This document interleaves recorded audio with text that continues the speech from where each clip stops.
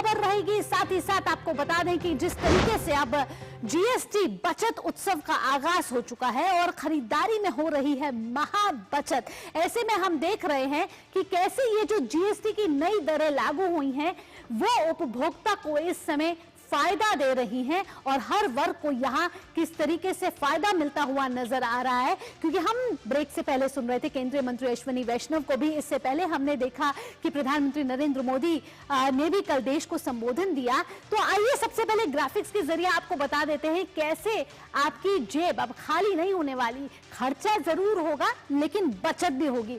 तो क्या होने वाला है सस्ता, क्या होने वाला है महंगा, आइए आपको बताते हैं कि कहां कहां रियायत मिलने वाली है। क्योंकि बोनांजा इसको कहा जा रहा है, नवरात्र और दिवाली के लिए बम्पर धमाका कहा जा रहा है, साथ ही साथ छठ भी आने वाला है। तो ऐसे में त्योहारों के लिए कहा जाए तो ये बम्पर धमाके से कम नहीं है। कोई जीएसटी नहीं, यानी कि जिस पर शून्य जीएसटी लगेगा वो है ये सारी आइटम्स, यानी कि दैनिक दिनचर्या से जुड़ी हुई वो आइटम्स जिन पर अब शून्य जीएसटी है।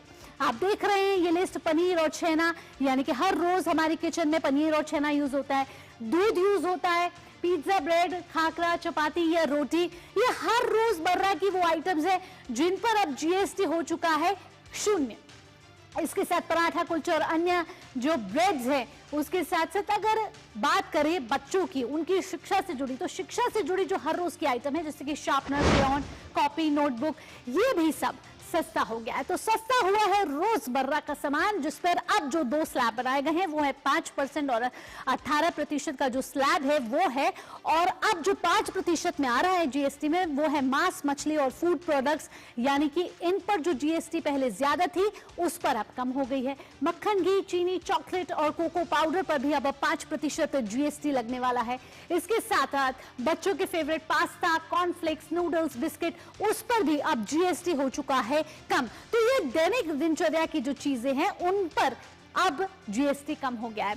अगली ग्राफिक्स का रुख करेंगे कि किस तरीके से हम देख रहे हैं कि जीएसटी की दरें हर वर्ग को यहां लाभ पहुंचाती हुई नजर आ रही है। और प्रधानमंत्री नरेंद्र मोदी कल कह चुके हैं कि ये कोई बचत उत्सव से कम नहीं है। प्रधानमंत्री नरेंद्र मोदी ने कहा है कि भारत की ग्रोथ में आएगी तेजी। ये अभी केंद्रीय मंत्री अश्विनी वैष्णव को भी हम सुन रहे थे कि वो कह रहे थे कि 330 लाख करोड़ की जीडीपी इस समय है और आने वाले समय में हम देख रहे हैं कि 20 लाख करोड़ जीडीपी के निवेश से होने वाला है इजाफा।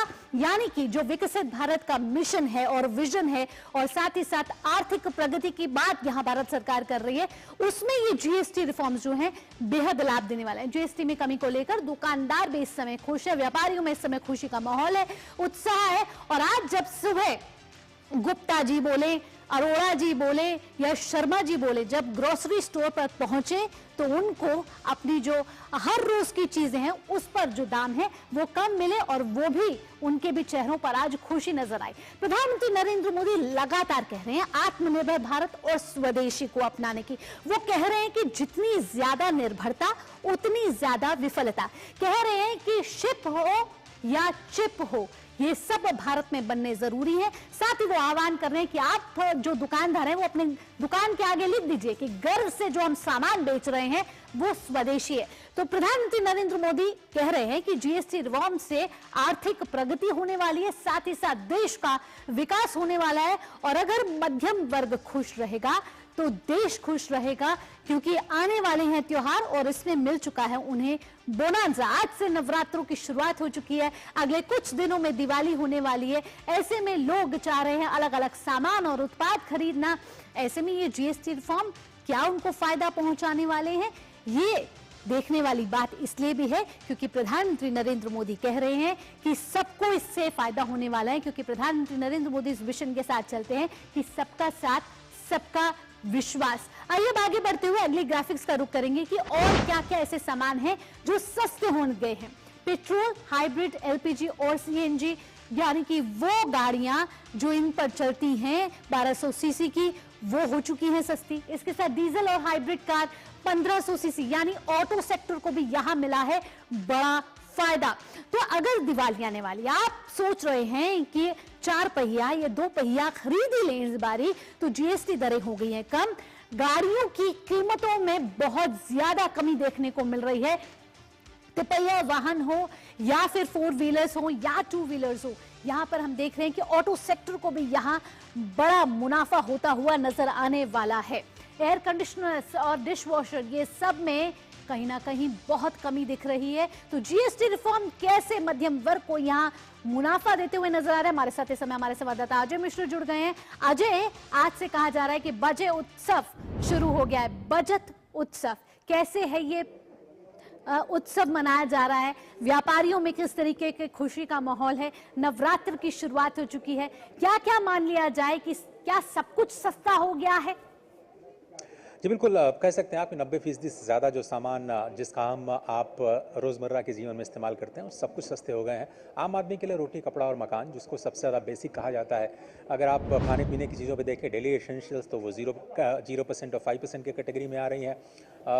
अगर आप मकान बनाने की सोच रहे हैं तो आपका सीमेंट जो पहले 28-30% था, उस पर जीएसटी की रेट 18% हो गई। इसी तरह से जो सरिया, सीमेंट, स्टील आदि का इस्तेमाल करते हैं, करीब करीब 250 आइटम्स हैं जो कंस्ट्रक्शन के क्षेत्र में इस्तेमाल किया जाता है, उन पर जीएसटी की दरें कम हुई हैं। मिडिल क्लास, जो एस्पायरिंग क्लास है, जिसका आपने जिक्र किया कि जो पहली बार दोपहिया से कार में शिफ्ट होना चाहता है या फिर अपने घर में किसी इलेक्ट्रॉनिक सामान के आने का इंतज़ार कर रहा है, उसके लिए शायद सबसे बेहतरीन समय है। इसलिए क्योंकि 7 से 10% तक की एक फ्लैट छूट केवल जीएसटी में मिलेगी। और आपको पता है कि त्योहारों के मौसम में सेल्स को बढ़ाने के लिए और भी ज़्यादा जो डिस्काउंट्स हैं वो जो कंपनियां दे ही रही हैं। बहुत सारे जो एफएमसीजी प्रोडक्ट्स हैं वो पहले ही अपने वेबसाइट्स पर जीएसटी की नई दरों के मद्देनज़र जो कटौती है उसका ऐलान कर चुके हैं। तो आप ये समझें कि 2000 में जब जीएसटी की बात शुरू हुई थी, 17 साल लग गए उसको लागू करने में, क्योंकि राज्यों को एक मत पर नहीं लाया जा सका था। बहुत सारा सामान सस्ता हुआ है। लेकिन अजय, यहाँ ये भी जानना दर्शकों के लिए जरूरी है कि यूपीए के कार्यकाल को देखें और एनडीए के कार्यकाल को देखें तो कितना प्रतिशत तब टैक्स लगता था और कितना प्रतिशत अब टैक्स लगता है?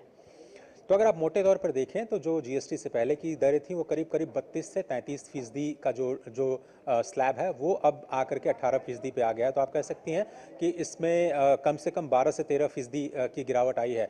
पहले जो दरें 12% पे होती थी, अब करीब करीब वो 0% पे आ चुकी हैं। तो वह वही बात कर रहा था कि पहले राज्यों को एक ही मंच पर इसलिए लाने में यूपी असफल रही थी क्योंकि कॉम्पनसेशन सेस को लेकर के कोई बात नहीं हुई थी। राज्यों को पहले कॉम्पनसेशन सेस का एक नया फॉर्मूला एनडीए ने दिया, उसके बाद कोविड की वजह से इसको थोड़ा सा एक्सटेंशन मिला और 8 सालों के बाद अब फिर से गुड एंड सिंपल टैक्स, जिसकी कल्पना की गई थी एनडीए की शुरुआत में 2017 में जब इसको लागू किया गया, अब सही मायनों में आपको गुड एंड सिंपल टैक्स देखने को मिलेगा। तो आप कह सकते हैं कि 12 से 15% की जो कमी है टैक्सेस में, कैस्केडिंग इफेक्ट की वजह से उसमें कमी आएगी। और आगे जाते हुए आप देखेंगे कि जो इन्वर्टेड ड्यूटी स्ट्रक्चर था, जो सिंप्लीफिकेशन हुआ है, ये एक ऐसा रिफॉर्म है भावना जो कि हर आम खास को स्पर्श करता है, क्योंकि जीएसटी इंडायरेक्ट टैक्स होने की वजह से हर जेब को, चाहे वो गरीब हो चाहे अमीर, सभी को समान रूप से प्रभावित करता है।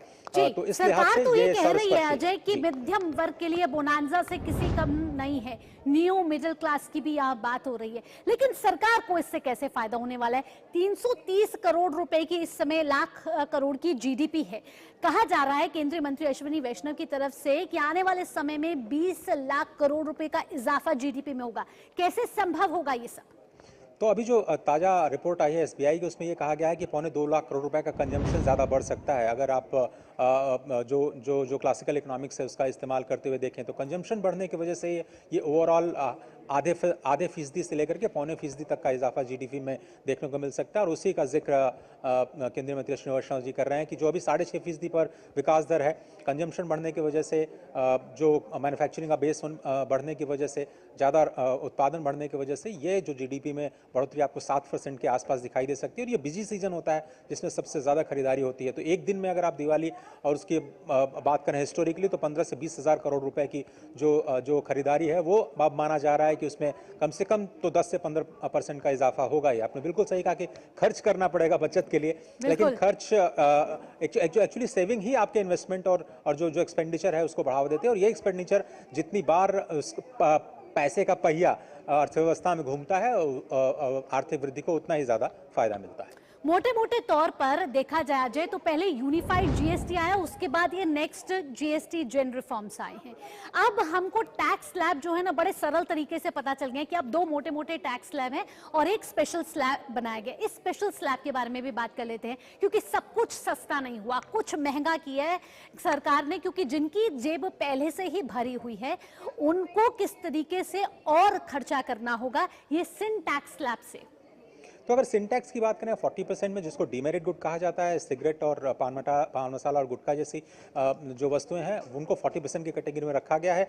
लग्जरी कार्स को भी इस कैटेगरी में रखा गया है। लेकिन अगर आप लग्जरी कार सेगमेंट की केवल बात करें तो उसमें चूंकि कॉम्पनसेशन सेस 15 से 17% का हुआ करता था जो टैक्स के ऊपर, जो करीब करीब 50% के स्लैब में आती थी, उन पर भी 10% की कमी आई है। तो लग्जरी जो कार्स हैं, याच हैं, ये सब चीज़ों पर कमी देखने को मिलेगी। जो सिन गुड्स हैं जिसमें सिगरेट और पान मसाला गुटखा जैसी चीज़ों का आप इस्तेमाल करते हैं, उनका इस्तेमाल कम हो।